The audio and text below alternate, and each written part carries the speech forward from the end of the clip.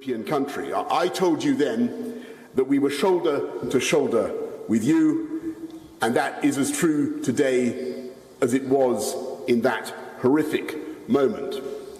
And I can also tell you that about an hour later, when we met in the high security room in Downing Street to try to understand what was happening, we were filled with foreboding, because we just did not see how this innocent and beautiful country could repel an attack by more than 100 battalion tactical groups when the suffering and the casualties would be so immense. But you did.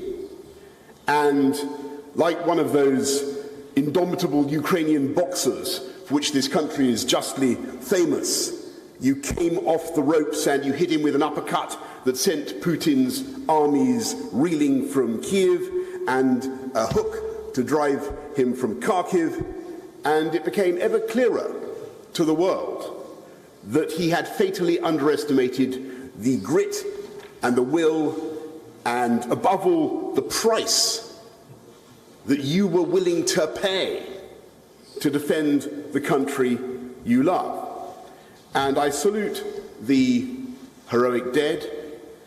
I salute the families of the bereaved and the injured, the emergency services who have been called time after time to the scenes of Putin's atrocities. And I salute the bravery of the ordinary people of Ukraine who have just got on with their lives. The teachers, the students, the children. In our country today, young people are getting their grades for their exams, and of course it's been a tough time for them because we've all had to go through with a pandemic.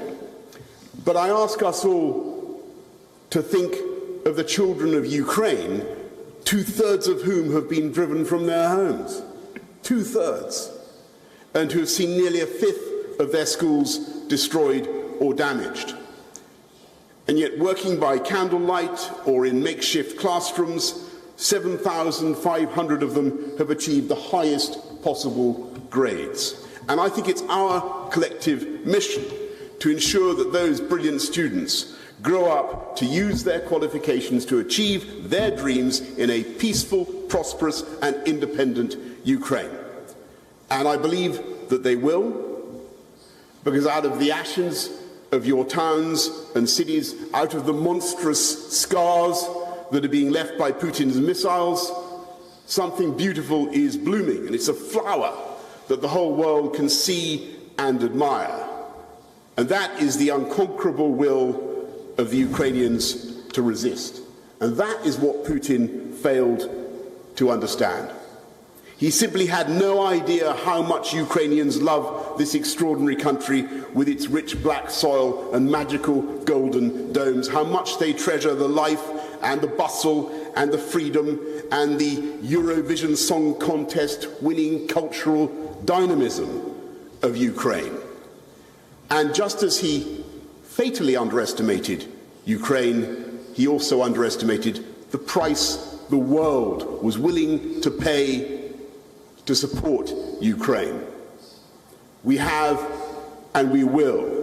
And even though we must accept that after 6 months of war, the price is indeed a high price. And I've come from the United Kingdom, where we're battling inflation that is being driven by the spike in energy prices that is caused by Putin's war. And we face strikes being driven by trade unions' bosses who have the ruinous belief that the best way to tackle soaring energy prices is with ever higher wages, when that is, of course, simply to pour petrol on the flames. And of course, we're doing everything we can to deal with the pressures people face in their cost of living and to help people through the difficult months ahead. And that's why, given what's happening across the world, Volodymyr, it's so important for you to know now that we in Britain have the strength and the patience to get through these economic difficulties that have been so recklessly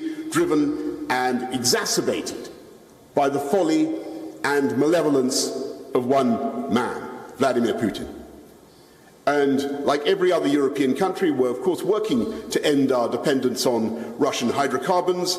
We're building those new nuclear power stations, one a year rather than one every 10 years, tens of gigawatts of new wind farms. And I can tell you that we in the UK will not for 1 second give in to Putin's economic blackmail.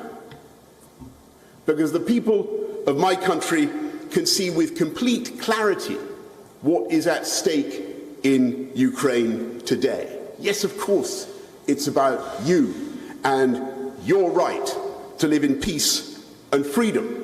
And frankly, that on its own is enough. But it's also about all of us who believe in the principles of freedom and democracy. And here today in Ukraine, I believe that history is at a turning point. After decades in which democracy has been on the defensive, on the back foot, we have an opportunity to join you in saying no to tyranny, saying no to those who would stifle Ukrainian liberty and independence, and we will. And that is why Ukraine will win. And we also know that if we're paying in our energy bills for the evils of Vladimir Putin, the people of Ukraine are paying in their blood. And that's why we know we must stay the course. Because if Putin were to succeed, then no country on Russia's perimeter would be safe, and if Putin succeeds, it would be a green light to every autocrat in the world, a signal that borders can be changed by force. And, Volodymyr, that's why the British House of Commons, all parties, stood as one to applaud you and to support the military, diplomatic and economic support that we are giving to Ukraine. And I'm proud that we've already supplied more arms than any other European country, including 6,900 anti-tank missiles, 5,000 of the NLAWs, 120 armoured vehicles, Starstreak anti-aircraft missiles, anti-ship missiles, and now, of course, the MLRS. And today I can tell you that more artillery, more ammunition is on its way, and 2,000 UAVs. We're also training 10,000 Ukrainian soldiers alongside our allies. And the other day I was at Catterick in Yorkshire, and I met 400 of your recruits that we are helping to train. And these were people from all walks of life, people who weren't soldiers yet, who'd never been to battle before. But the grim reality was that just in a few weeks from now, they are heading to that front line. And when I listened to their cheerfulness and their courage, I knew that Ukraine will win. And in offering this kind of training and equipment, I also want to applaud our friends and allies around the world. In the EU, the Poles, the Baltic countries, the Dutch, the Czechs, the French, the Germans, the Italians, they've been steadfast. But at this juncture, it would be right to pay a special...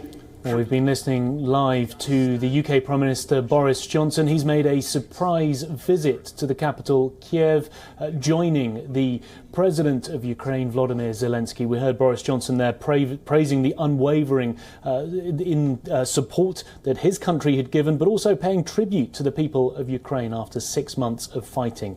He said that President Putin had fatefully underestimated Ukraine and the price that the world was willing to pay in order to support Ukraine. Also saying during that surprise visit that he felt that Ukraine would win based on that support that was being given by the West, but also the defiance that he was seeing from Ukrainians on the ground.